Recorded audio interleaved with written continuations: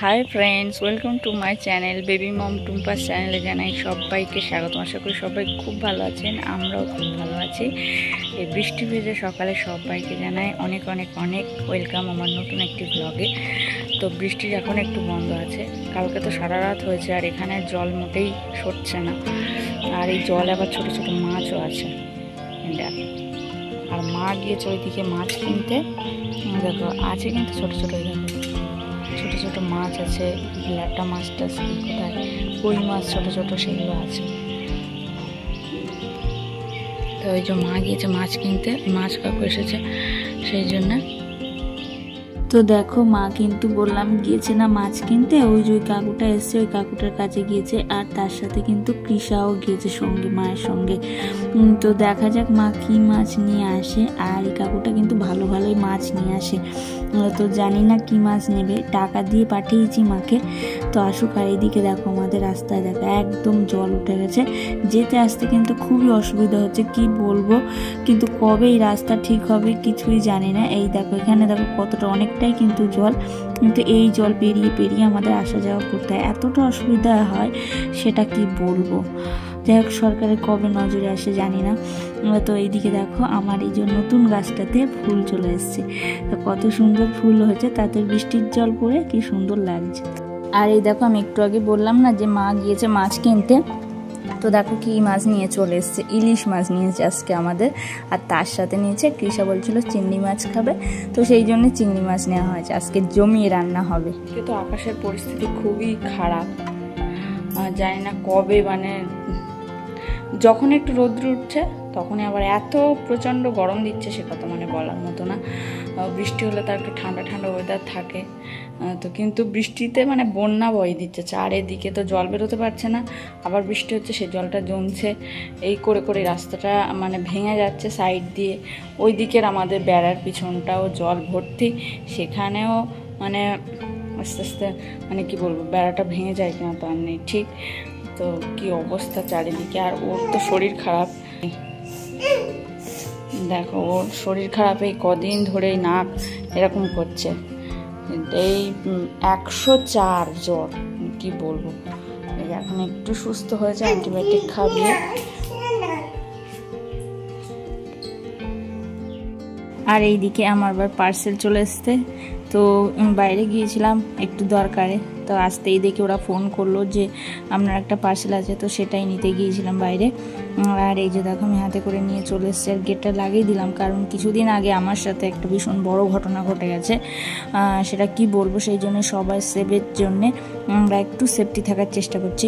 তো যাই হোক চলো, দুটো ড্রেস এসছে আমার, দুটো কুর্তি অনলাইনে বুক করেছিলাম, জানি না কেমন হবে, তবে দেখে মনে হচ্ছে খুব একটা ভালো হবে না। কালারটা যা দেখিয়েছিল সেটা, কিন্তু কাপড়ের কোয়ালিটিটা কেমন হবে জানি না।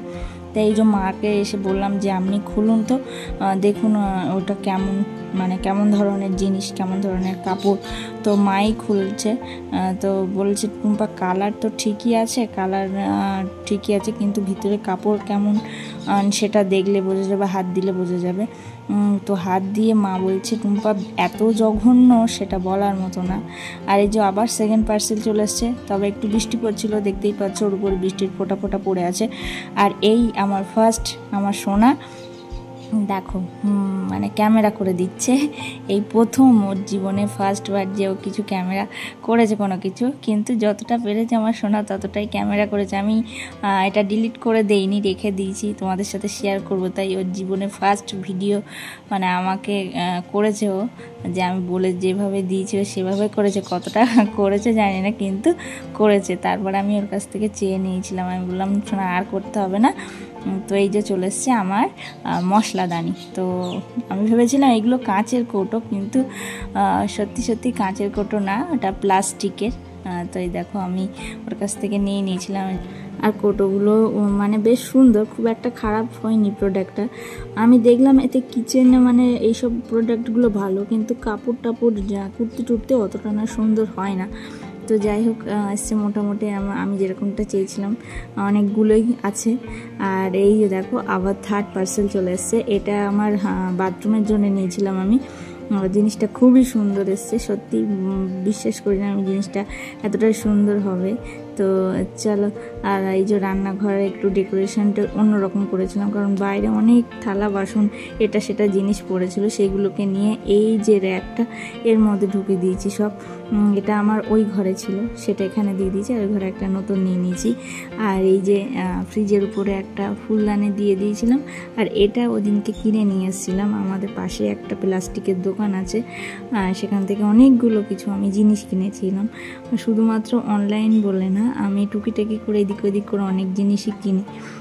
তো যাই হোক, আর এটা রাখবো জলের বোতলগুলো এটার উপরে।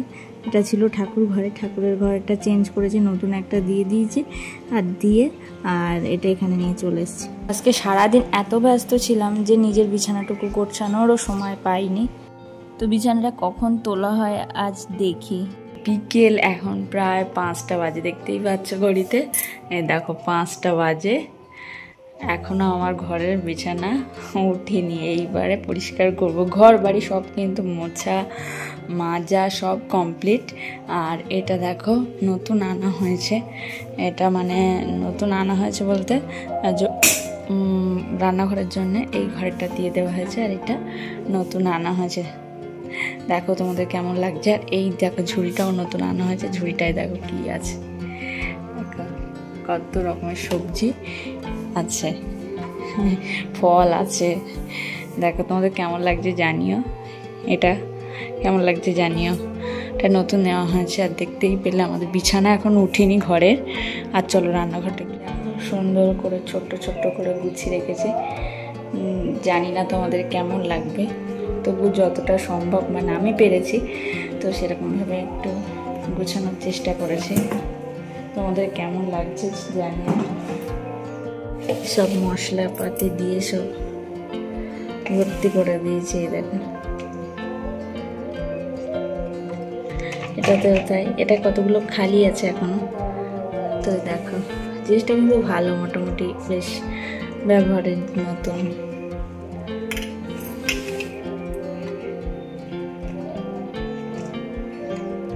দেখো কি অবস্থা।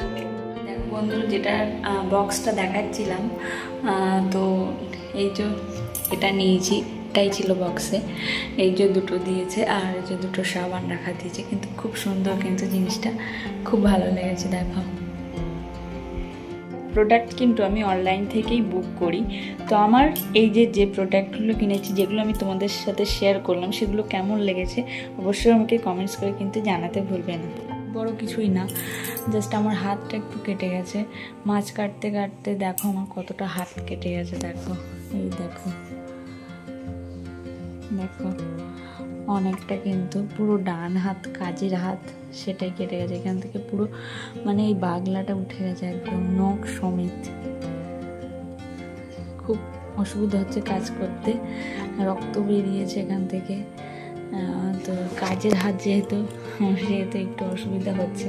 ওই কাজের হাতে কোনো অসুবিধা হলে তখন কিন্তু খুবই অসুবিধা হয়, কিন্তু কি করব, যাই হোক আস্তে আস্তে ঠিক হয়ে যাবে যত তাড়াতাড়ি। তো চলো, এই ভিডিও এই পর্যন্ত। ভিডিওটি ভালো লাগলে অবশ্যই একটা লাইক কমেন্ট শেয়ার করে দেবেন, আর চ্যানেলটিকে অবশ্যই সাবস্ক্রাইব করে আমার পাশে থাকবেন। আজকের মতো টাটা, আবার নতুন একটা ভিডিও নিয়ে চলে আসবো আপনাদের সামনে। সবাই ভালো থাকবেন আর সুস্থ থাকবেন, টাটা।